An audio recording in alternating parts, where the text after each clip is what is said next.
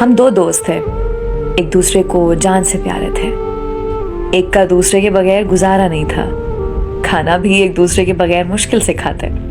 घर वाले खसूसन अप्पू जी की डांट तो रोज ही खानी पड़ती। कभी वो मेरे घर तो कभी मैं उसके घर। एक ही कॉलेज, एक ही एकेडमी में जाते। यहाँ तक कि हम शॉपिंग भी एक दूसरे के बगैर नहीं करते थे। हमारे और भी दोस्त थे, लेकिन हम जैसी बॉन्डिंग किसी की ना थी। सब कहते कि पता नहीं ये दोनों एक दूसरे के बगैर कैसे रहेंगे। जान बसती थी हमारी एक दूसरे में।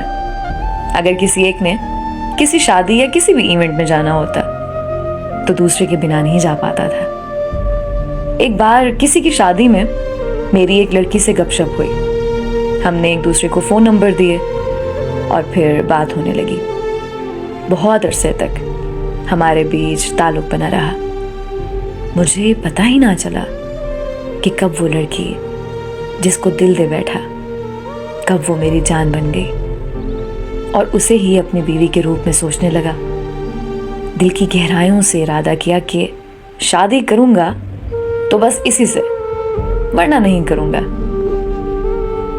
लेकिन मुझ बदनसीब को क्या पता था कि मेरी किस्मत की देवी मेरे साथ क्या करेगी। कुछ वक्त बाद मैं जब भी लड़की से बात करने के लिए कॉल करता, वो कॉल ना उठाती। उधर दोस्त भी बहाने बनाने लगा कि मैं मसरूफ हूं, अभी बात नहीं कर सकता। मैं इतना बेवकूफ था कि मुझे अभी भी शक ना हुआ कि चक्कर क्या है। फिर एक दिन मेरे अब्बू को मेरे दोस्त के घर से कॉल आई कि मेरे बेटे का निकाह है, आप सबने लाजमी आना है।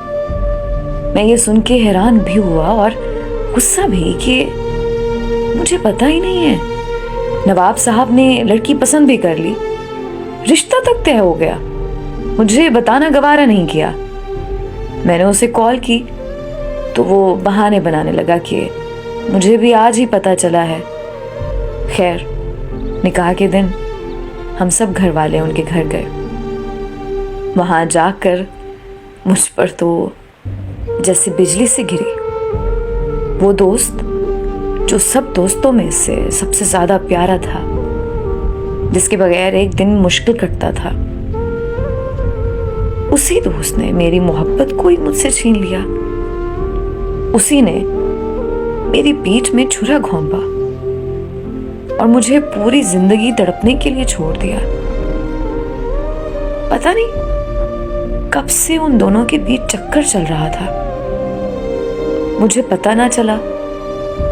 मेरे दोस्त का निकाह मेरी ही मोहब्बत से हो रहा था।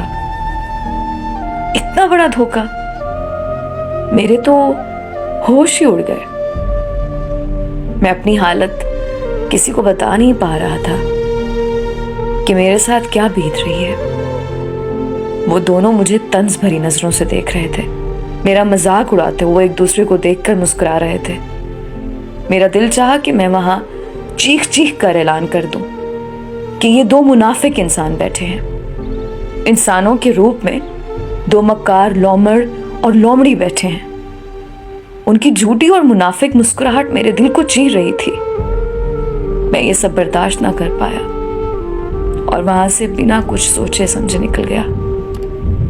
मैं और करता भी क्या, खुद को बहुत मजबूर, बेबस, बेवकूफ और लाचार महसूस कर रहा था। उनकी मुनाफिकत से मेरा दम घुट रहा था। मुझे बहुत बुरे तरीके से डिप्रेशन हो रहा था। मैं जैसे ही इवेंट को छोड़कर निकला, सब बहुत परेशान हुए। सबने पीछे कॉल्स करना शुरू कर दी और जब उस मुनाफिक इंसान की कॉल आई तो मैं रो पड़ा और चीख कर बोला, बकवास बंद करो अपनी, आइंदा तुम्हारी कॉल ना आए। मैंने अपना मामला अपने रब पर छोड़ दिया है। तुम देखो तो सही, तुम्हारा और तुम्हारी उस नई नवेली दुल्हन का गिरेबान मैं कयामत के दिन कैसे पकड़ता हूं। तुम क्या समझते हो, तुम्हारी इस मुनाफकत और गद्दारी को मैं आसानी से माफ कर दूंगा? नहीं, मैं तुम दोनों को नहीं बख्शूंगा। अब अल्लाह की अदालत में मिलेंगे। अपने दिल की भड़ास निकाल कर मैंने कॉल बंद कर दी। उसके बाद मेरी जहनी हालत बहुत ख़राब हो गई। मैं डिप्रेशन का मरीज बन गया। मेरे घर वाले बेहद परेशान थे कि आखिर इसको हुआ क्या है। कैसे बताता किसी को कि क्या हुआ है। मैं आज तक इस तकलीफ में हूं। जल्द अल्लाह मेरी तकलीफ को कम करे, मुझे सब्र दे। मेरा एतबार दोस्ती और मोहब्बत दोनों से उठ गया है। मैं सबको एक पैगाम देना चाहता हूं कि खुदारा ना करें किसी पर इतना एतबार कि एतबार का बुलबुला फूटते ही इतनी तकलीफ हो कि लफ्ज़ एतबार से भी एतबार ही उठ जाए और आप कहीं के ना रहें।